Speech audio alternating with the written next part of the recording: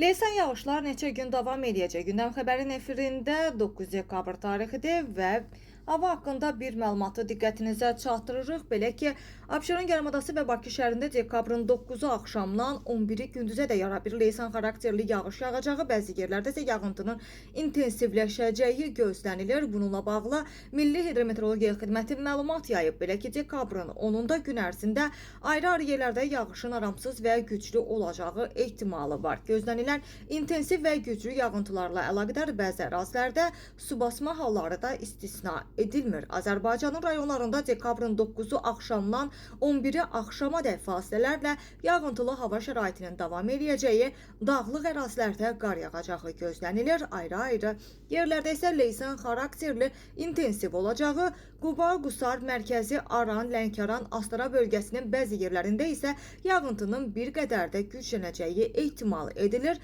Çaylarda sululuğun artacağı, bəzi dağ çaylarından isə qısa müddətli sel keçəcəyi ehtimal edilir.